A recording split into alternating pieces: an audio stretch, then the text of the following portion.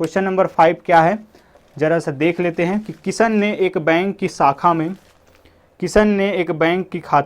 शाखा में 3 वर्ष के लिए 250 रुपये प्रति माह का एक आवर्ती जमा खाता खोला, तो 5% वार्षिक ब्याज की दर से उसे बैंक द्वारा कितनी धनराशि प्राप्त होगी। फिर से धनराशि हमें ज्ञात करना है। तो पी का मान मासिक कितना जमा करने वाला है, वो 250 रुपये जमा करने वाला है। चलिए बहुत बढ़िया बात है।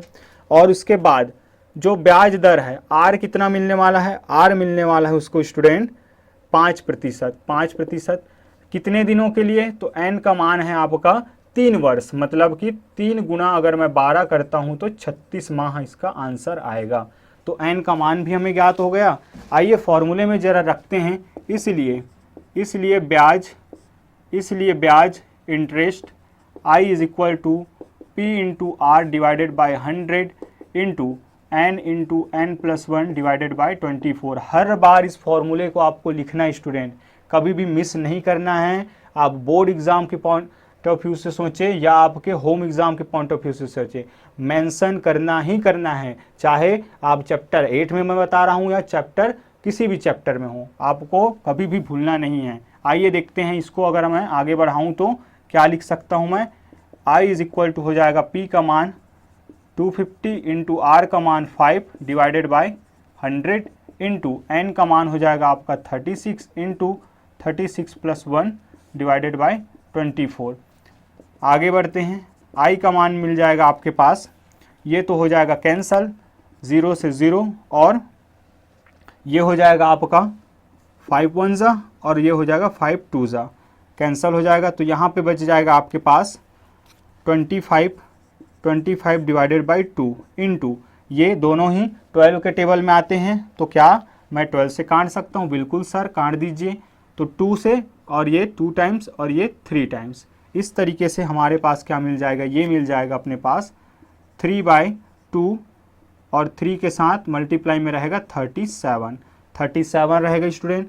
सॉल्व जब मैं इसको करूँगा तो ये हो जाएगा आपका 25 तिया 75 गुणित 37/4, तो आई का मान आपके पास हो जाएगा, आई का मान निकल जाएगा आपके पास। इसको जब मैं हल करता हूँ तो जल्दी से मैं इसको मल्टीप्लाई कर लेता हूँ, तो ये हो जाएगा 75 इंटू 37, तो 37 7 5 जा 35 कैरी 3 7 7 जा हो जाएगा आपके पास 49 और 3 52 और 3 5 जा 15 कैरी 1, ये हो जाएगा 22।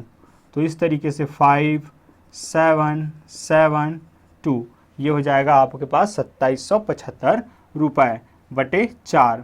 तो 2775/4, इसको जब हम सॉल्व करते हैं तो ये मिलेगा अपने पास, ये मिलेगा 6 टाइम्स जाएगा, ये इससे 6 टाइम जाएगा, तो यहाँ पे बचेगा 3 और ये बन जाएगा आपका 4 नियम 36, फिर ये यहाँ पे 1 बचेगा, तो 4 तिया 12, फिर यहाँ पे बच जाएगा 4 तिया 12, 15 माइनस 12 3, तो 15 में से 12 घटाएं तो 3 बचा, तो 30 बन जाएगा। तो 4 7 28, फिर 2 बचा, तो 2 दशमलव तो लगा चुके हैं पहले से, तो 5 बार में, तो ये मिल जाएगा हमें ब्याज। अतः कुल प्राप्त राशि कितना हो जाएगा, 36 माह तक 250 रुपये जमा करता है वो, तो 250 गुणा 36 धन 693.75 रुपये उसका ब्याज बना है।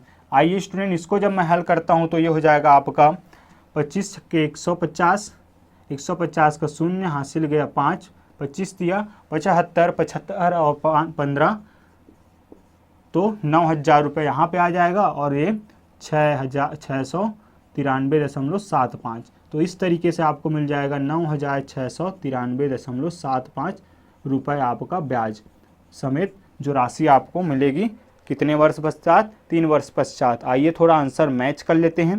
क्वेश्चन नंबर 5 का है 9,693.75 रुपये, बिल्कुल एग्जैक्टली वही आया है स्टूडेंट। क्वेश्चन नंबर 5 भी बहुत ही सरलता से बना है। आइए उस क्वेश्चन के पास चलते हैं जो कि है आपका एक और इम्पॉर्टेंट क्वेश्चन, क्वेश्चन नंबर 6।